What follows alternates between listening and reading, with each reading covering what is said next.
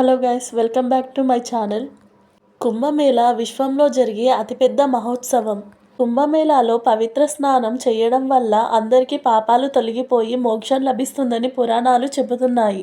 ఒకవేళ మీలో ఎవరైనా కుంభమేళకు వెళ్ళలేని పరిస్థితుల్లో ఉంటే ఈ మంత్రాన్ని జపిస్తూ స్నానం చేయడం వల్ల పుణ్యనదుల్లో స్నానం చేసినంత ఫలితం దక్కి మీ పాపాలు అన్నీ తొలగిపోతాయి.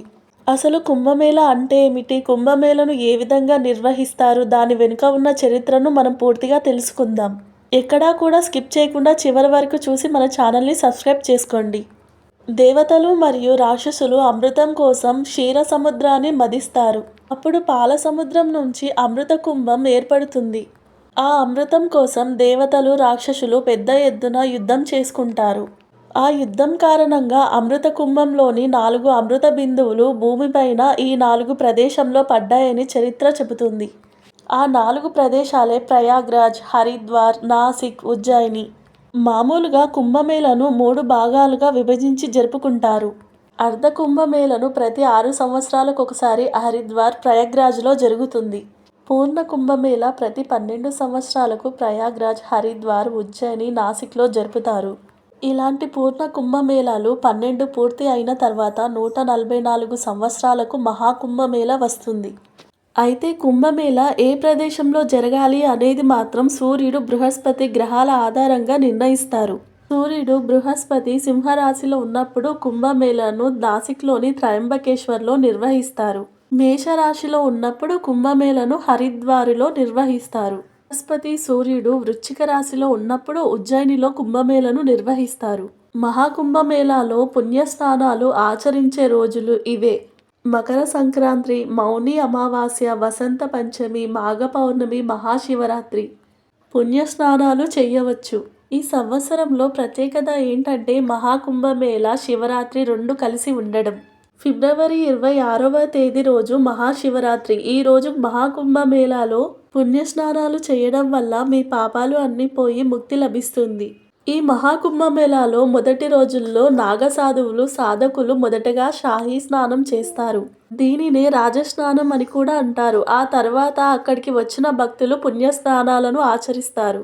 ఈ సంవత్సరంలో మహాకుంభమేళను చూడడం కోసం 42 కోట్ల మంది వచ్చి పుణ్యస్నానాలను ఆచరిస్తున్నారు. మహాకుంభమేళాలో ప్రత్యేకత ఏమిటంటే నాగసాధువులను చూడడం. నాగసాధువులు కఠోరమైన తపస్సు చేస్తారు. నూలు పోగులు కూడా ధరించకుండా పూర్తిగా తమ జీవితాన్ని శివుడికి అంకితం చేస్తారు. వారు మొదటిగా మహాకుంభమేళాలో షాహీ స్నానాన్ని ఆచరించిన తర్వాత వారి యొక్క 3వ కంటితో భక్తులను దీవిస్తారని నమ్ముతారు. ఇలాంటి గొప్ప మహాకుంభమేళకు ఏదైనా కారణం చేత వెళ్ళలేని వారు ఈ ఒక్క మంత్రాన్ని జపిస్తూ స్నానం చేయడం వల్ల అంతే పుణ్యఫలం దొరుకుతుంది అని మన పురాణాలు చెబుతున్నాయి. నేనిప్పుడు ఆ మంత్రాన్ని చెప్పబోతున్నాను. అందరూ ఎక్కడా స్కిప్ చేయకుండా జాగ్రత్తగా తెలుసుకోండి. త్రివేణిం మాధవం సోమం భరద్వజాంచ వాసుకిం వందే క్షయవటం ప్రయాగ తీర్థ నాయకం. ఈ విధంగా మంత్రోచ్చారణ చేస్తూ స్నానం చేయడం వల్ల పుణ్యనదుల్లో స్నానం చేసినంత పుణ్యం లభిస్తుంది. మీరు కావాలనుకుంటే మరొక మంత్రాన్ని కూడా జపిస్తూ చేయొచ్చు. అదేంటో ఇప్పుడు మీకు చెబుతాను. జాగ్రత్తగా స్కిప్ చేయకుండా వినండి. గంగే చ యమునే చైవ గోదావరి సరస్వతి నర్మదే సింధు కావేరి జలస్మిన్ సన్నిధిం కురుం. ఈ 2 మంత్రాలలో ఏదైనా సరే మీకు అనుకువగా అనిపించేదాన్ని మంత్రోచ్చారణ చేస్తూ స్నానం చెయ్యాలి.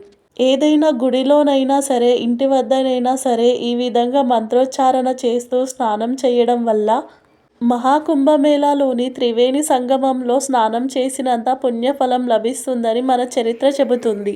ముఖ్యంగా ఈ నెల 26న మహాశివరాత్రి. ఈ రోజు చాలా పవిత్రమైనది. మహాశివరాత్రి నాడు మహాకుంభమేళాలో పుణ్యస్నానం ఆచరించడం అనేది చాలా ముఖ్యమైనది. ఈ మహాకుంభమేళా 144 సంవత్సరాలకు ఒకసారి వస్తుంది. ఈ సంవత్సరంలో మహాశివరాత్రి, మహాకుంభమేళా 2 కలిసి ఉండడం అనేది చాలా విశేషమైనది. మీరు తప్పకుండా మీ ఫ్యామిలీ మెంబర్స్తో మహాకుంభమేళాకు వెళ్ళి పుణ్యస్నానాన్ని ఆచరించండి. మళ్ళీ ఇలాంటి అవకాశం ఎప్పుడు వస్తుందో చెప్పలేము. ఒకవేళ మీరు మహాకుంభమేళాకు వెళ్ళలేని వారు అయితే ఈ నెల 12న మాఘ పౌర్ణమి మహాశివరాత్రి రోజు చాలా ముఖ్యమైనవి. ఈ 2 రోజుల్లో ఈ మంత్రోచ్చారణ చేస్తూ స్నానం చేయడం వల్ల అంతటి ఫలితాన్ని మీరు పొందుతారు. ముఖ్యంగా మహాశివరాత్రి నాడు మంత్రోచ్చారణ చేస్తూ స్నానం చేయడం మాత్రం మర్చిపోవద్దు. మీకు కనుక నేను చెప్పిన ఇన్ఫర్మేషన్ నచ్చినట్లయితే మన ఛానల్ని సబ్స్క్రైబ్ చేసుకొని లైక్ చేసి షేర్ చేయండి.